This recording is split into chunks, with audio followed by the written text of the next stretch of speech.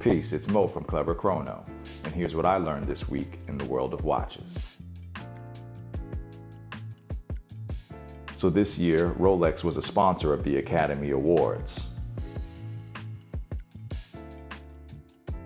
Not only did they create a lounge for all of the actors, filmmakers, and producers to hang out in, they also released an epic commercial featuring several films and actors wearing a variety of Rolexes. Have you ever felt this? This shiver? This call?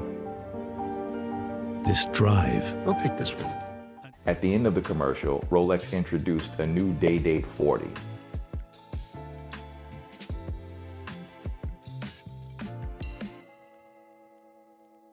As a big fan of the Day Date 40, I really love this piece. It doesn't have any great innovations in its design, but I love the subtle elegance of it. And it takes me back to their recent partnership and a new design that they created with the Vienna Philharmonic, which was an epic new release. This week, one of the GOATs of the YouTube watch community, Nico Leonard, got into a big beef with rapper Rick Ross over a bejeweled limited edition AP Royal Oak. According to Nico, this piece, without a doubt, was a fake, and in classic Nico Leonard style, he made sure to let Rick Ross and the rest of the world know. He started off with a critique of a case of watches that Rick Ross shared that were full of watches that were largely gifted to him by people in the music industry as well as the jewelry industry. Today I'm gonna react to Rick Ross's Rick Ross fake watch collection. Oh Jesus. Holy f***ing God, the f*** is that? There's 3 cool watches in there, the rest is absolute garbage. We have a lovely aftermarket Cartier with a fake bracelet, fantastic. Can't see if the case is actually legit made by Cartier, but it could potentially be not. Sorry. Yeah, I'm allergic to this shit, sorry. Is it a gifted watch collection or?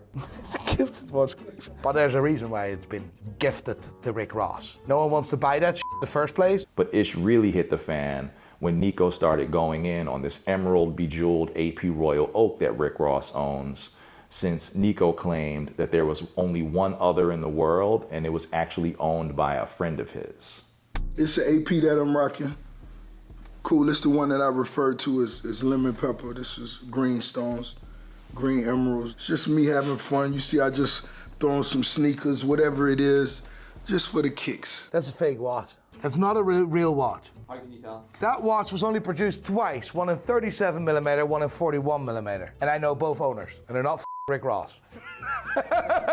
Remember when AP brought out this mad stones collection? The Royal Oak with all the different types of stones? You had to buy it as a set. You couldn't buy the single watch. You couldn't buy just, oh, I want the green one. No, you had to buy the full set. And there were only 2 sets available, one in 37mm, one in 41mm. He's acting like this is the 41mm Royal Oak and whatever. It's not.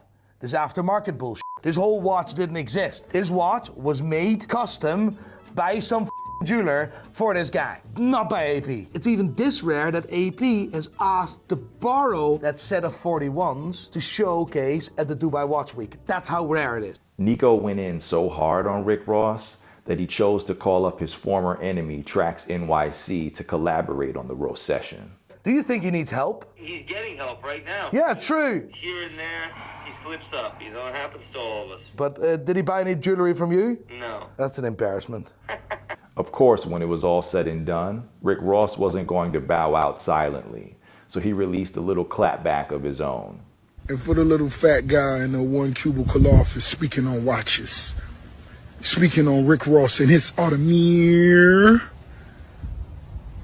It's unbelievable, isn't it, fat guy, little piglet? Oh, those emeralds are so rare. Would be so hard for a black man to obtain such a rare timepiece of the simple feat for a boss. Now stay out of grown folks' business, little piglet. Get out of that one cubicle office and go and see the world. You on rose dick. At the end of the day, I think this was a really good look for Nico's PR. There's so many people outside of the YouTube watch community that got to learn about him because of this beef with Rick Ross. I'm sure his followers will reflect that as well. Parmigiani Fleurier recently released a series of new Perpetual Calendar timepieces. My favorite is the Tonda PF Perpetual Calendar with green dial and all of the characters in Arabic. They also have another stunning model with burgundy dial with all of the characters in Mandarin. These pieces are 42 millimeters in diameter, 11 millimeters thick, come with 100 meters of water resistance, and have a sapphire display case back. If you want to get your hands on one of these beauties, you're going to have to part with 62,500 Swiss francs.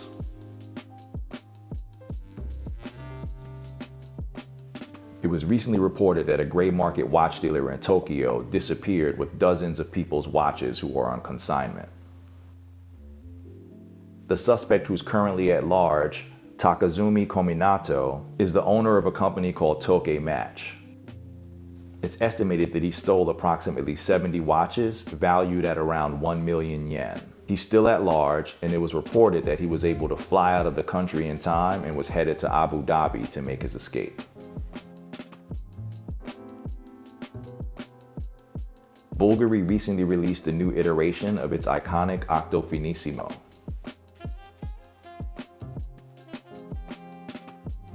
A new limited edition sketch model, this piece features a mirror image design of the movement that you can see through its display case back. While this piece isn't one of my favorite iterations of the Octo Finissimo, I am a big fan of the model and a couple of the other sketch designs that they've released in the past. Watch enthusiasts who are fans of the new Octo Finissimo sketch will have access to 280 pieces of the steel version at 17,800 euro. And fans of the gold model will have access to 70 pieces coming in at 51,000 euro. What do you think of the new Day Date, Tonda, and sketch? Let me know in the comments. And if you have any other cool watch news to share, let me know those in the comments as well. Till next time.